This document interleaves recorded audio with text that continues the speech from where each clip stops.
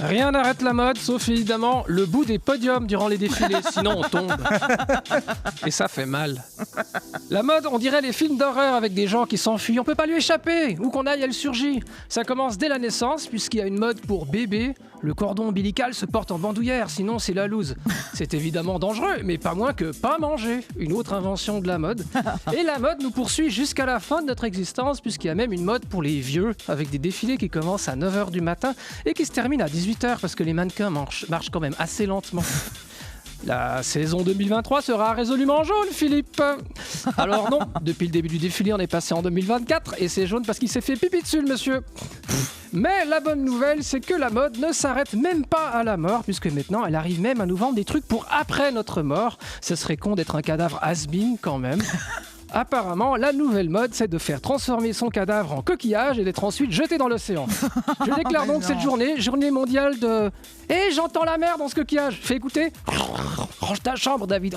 Ah ouais, c'est bien la mer.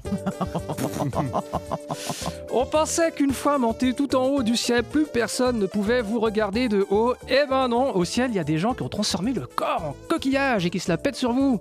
Ouais, trop nul ton cadavre, on dirait le nombre de votes du Parti Socialiste aux dernières élections, il est tout grignoté par les Verts.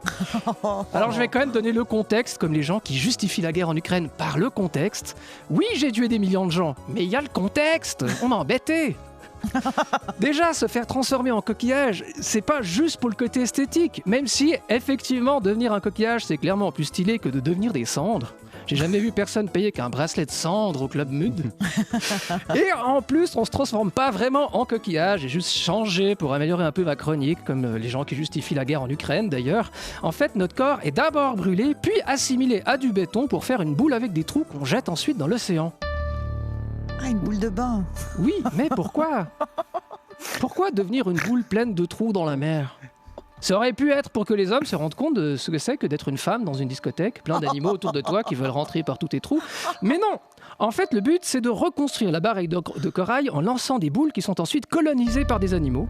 L'entreprise qui fait ça estime que c'est possible si 250 000 personnes le font. Tout ça pour la modique somme de 3 000 francs par participant. Perso, je trouve ça un peu cher, sachant que pour être brûlé, coulé dans le béton et jeté dans l'eau, il suffit de comparer les testicules d'un chef mafieux au cours du rouble. Bon, bref, on peut sauver la barrière de corail après sa mort. Moi, je trouve un peu douteux ce truc qui te permet de rattraper les mauvaises actions de ta vie après ta vie. Genre, t'arrives chez Saint-Pierre, Monsieur von Ritter, vous avez fait plein de saloperies dans votre vie scandaleuses que je vais pas dire ici parce que vous êtes quand même à la radio et des milliers de gens vous écoutent. Mais vous méritez l'enfer. Ah bah non, parce que maintenant je suis un coquillage, puis je répare la barrière de corail. Puis je me disais, mais vous imaginez si Poutine fait pareil ? Genre, la semaine prochaine, il prend la parole. Ok, tout le monde, je suis d'accord, on tue quand même beaucoup de gens. Et en plus, souvent exprès. Mais déjà, il faut prendre... Allez, okay, mais non, même si on prend en compte le contexte, c'est beaucoup.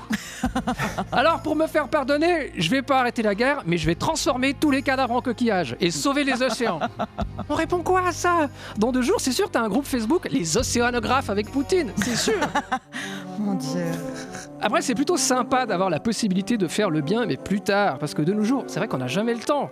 Enfin, c'est ce qu'on dit aux mecs dans la rue, hein.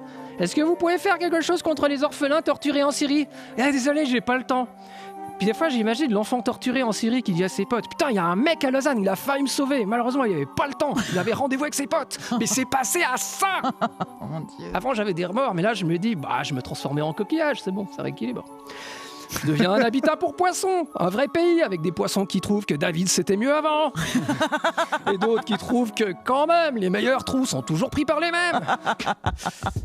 Bref, d'un autre côté c'est épuisant quand même de devoir faire le bien même après sa mort. Déjà il faut faire quelque chose de sa vie, maintenant il faut faire quelque chose de son cadavre. C'est épuisant. Et puis au fond, moi j'ai pas envie de devenir un coquillage. Déjà j'ai pas envie qu'on fasse un collier avec moi. Et surtout, j'ai très envie d'être réduit en cendres après ma mort. Parce qu'à ce moment-là, je pourrais dire que oui, je vous l'avais bien dit que je finirais par ressembler à James Dean, non ?